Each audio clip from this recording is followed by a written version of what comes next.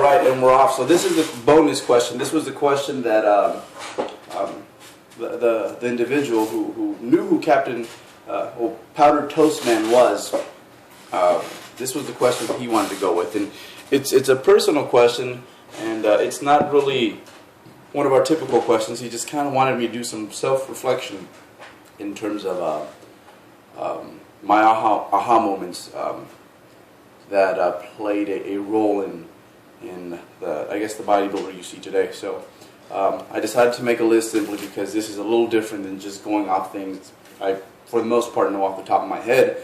This is more things that I kind of have to reflect on. So I guess thank you, because I got to revisit a lot of these things and really think about, damn, well, you know, how did I get here? And I think we'll start with when I was 19 years old. I decided to commit. I used to be one of those guys that would lift when you know, his season was over in whatever sport it was that I was playing at the time. And even then, you know, I would kind of stop my weight training when I felt that I was getting too big. Right when I felt that, hey, you know, I'm starting to look stubby in the arms, and you know, I'm no longer looking lean and muscular anymore. Dumb, I know. I had a different standard at the time, and I think I really wanted to looking appealing to the opposite sex really mattered. But anyhow, I decided to fully commit at one point to bodybuilding. I was dealing with a foot injury, and it just wasn't going away. I was not able to run the way I wanted to, and or participate in that specific season. So yeah, I decided to commit to bodybuilding, and you know, I was all in for once in any sport, I think. And that first year I went from 140 to 180, and that was the biggest and strongest and the best I had ever looked up until that point. So that was a lot of fun. That was a lot of fun because, you know, it showed me the importance of really committing to anything that you want. And at the time I still had an issue with you know, being a little overly cautious about failure. So committing, and then the next one was consistency, because even though I did commit, I don't think my work ethic was where it needed to be. I just had not developed it up until that point. And you know, it wasn't until, and if you go to the video that I have on this YouTube channel about staying natural, and you know, how I was at a crossroad during certain points of my journey where, you know, I was tempted to take drugs. You know, during that specific time frame, I really examined, you know, what I was not doing right, and it turned out to be a lot. There was a lot of gaps that needed some attention. So I think being consistent was a big one, and pretty much from ages 20 to 23, I was nearly perfect in that, you know, I did everything that, you know, given what I knew at the time, what I thought was right, I followed through on everything. And again, by the time I was 23, just because, again, I was committed to one sport, and I was consistent with my efforts. By the time I was 23, I had a pretty darn good physique, I think. Let's see. So the next one's going to be frequency. I upped my frequency. That was a big one. And you know, I was coming off one of you know, I think all of us kind of go through this. We go through our high intensity phase at some point where we really drop the volume, and we swear that's all we grow on. So I dropped my volume, and I actually I did nothing but high intensity, high failure stuff for a few months, and it worked really well. However, it was kind of just like a taper that followed up all the volume that I was doing prior to that, but that's a different story. So yeah, I doubled my frequency, which at first I felt very uncomfortable with, but I did it the right way. Instead of doubling my volume, I just kind of spread my volume into 2 workouts for whatever specific region I was targeting, and it worked really well. Worked so well, it was actually pretty scary. That and the no longer going to failure, I think, was also a big one. And you know, now I use RPE scale to kind of gauge that. And all I knew at the time was that, you know, for lower body stuff, stay about 2 reps away from failure, and that for all my upper body stuff, about 1 rep away from failure seemed to be the sweet spot for me. And you know, I did those 2 things, and then I recall just going from a guy that was, you know, muscular to a guy that, you know, quite often was being asked, you know, do you compete? And that felt really good, and it really just justified that, crap, this works. And to this day, I still, you know, I seldomly go to failure, and I hit my body parts on a pretty frequent basis. So yeah, up until this point, when it comes to my know-how in terms of weight training and exercise science, I think it was way ahead of what I knew from a nutritional standpoint. Because even before I applied all those things that make sense, that we know make sense now, I knew them, but I never applied them because at the time I was still where, you know, all I needed was like a really big dude in the gym to tell me otherwise, and it was, you know, that is exactly what I was going to do. But once I followed through with that, I just realized that, crap, maybe those big guys don't know everything. Especially once I started getting bigger than them. But in 2008, the next one was nutrition. So I hired Layden Norton to prep me, because in 2007 I had like the crappiest experience in terms of not just how I placed, but how I looked. That just wasn't up to standard, I think.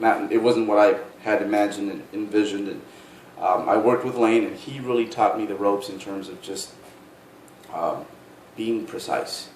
Being precise. That was a big one, and I think it just made such a drastic change in my physique. You know, just monitoring all these little details, that I think nowadays my knowledge in terms of nutrition just outweighs what I know in terms of programming. So that's something that I wouldn't believe just a few years ago, because, you know, I just wanted to weight train, progress in the weight room, and eat a high protein diet, and that made me very happy. But once I became a competitive bodybuilder, things kind of changed, and I'm glad they did. So nutrition was probably the next aha moment, just how important that was when it comes to bodybuilding. And then we have being an ambassador. So, you know, at some point, and you know what, I won't say, if you ask me, like, dude, do you have like good genetics for bodybuilding, you know, I would tell you that, you know, yes I do. You know, and I went to 2 high schools. One would think it was 1,400 kids, and one had 900 kids. And in those 2 high schools, I was like still kind of like the oddball in terms of how I responded to weight training compared to other kids. So, and I know that I got that from my dad, who is just really gifted. I mean, just to this day, he looks like he lifts weights, and he weight trained for 3 years at one point in the 80s, and that was it. But yeah, I knew that, you know,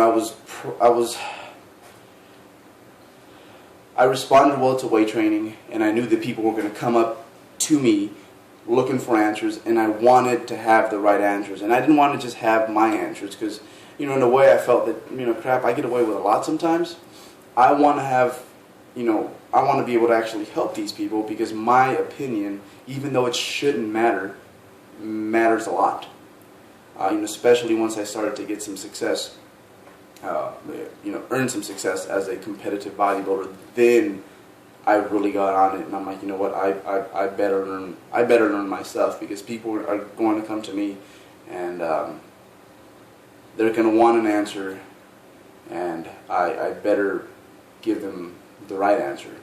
So I think just realizing that, crap, in some way, whether you like it or not, you're kind of an ambassador for natural bodybuilding. So that was my most recent aha moment. And the last one, if you made it this far, this one's really, really personal, and I don't think I've ever told a lot of people outside of my small group of friends. But you know, I grew up in some rough places, and I remember talking to Steve Furman, who was our sponsored athlete last year, about some of those experiences. And, you know, I just forget that, you know, the person next to you being just shanked near death when you're riding in a school bus when you're 14 years old. Well, that just isn't common in everyone's. It just isn't a common thing. And you know, where I grew up, especially on that 29 bus, the San Francisco 29 bus line. Don't ride that one alone. Does not take you to Fisherman's Wharf. But just growing up in those places, it really seemed like I only had one choice. And there was this crowd that I think I would have been very likely to follow had I not discovered weight training. And my biggest, I think, aha moment where I'm like, man, this stuff is legit. This is my first hint that, you know, maybe this is what you should be doing. I was invited by some friends to go do something after school. I was about 16 years old at the time, and it was something that wasn't exactly positive, and I turned them down. I made up a complete lie because, you know, I don't think they would have been fond of the idea that I wanted to go weight train, which is exactly what I wanted to do. So I went to go weight train. They went to go do their thing, and later on that night, I got a really insane message that things just didn't go according to plan. I won't get into too much detail about that, but yeah, things didn't go well, and I could have been one of those guys. But you know, I wanted to go to the gym that day, and that was a really big aha moment. That, you know, crap, you know, you got something positive here. You might have your one-way ticket out of here, and you know, it certainly did. And I think just again, me making that decision, I think it really set me in a different trajectory. So that's my list of aha moments. So sorry if that ran a little bit long, but yeah, your question caused a lot of self-reflection, and I'm really glad you asked that question because I got a lot out of it. So hopefully that inspires someone out there or helps someone out there, as that's what this channel is for. So after this, we're right back to our usual stuff, and we're going to talk about macros, cardio, and squats, right? Something like that. Okay, thank you guys. Thank you for listening, and again, thank you for just all the positive feedback we get and the kind comments. And go Niners, go Niners. We lost, but you know what? I've had this jersey since 1998, and I'm going to have this jersey 15 years from now as well.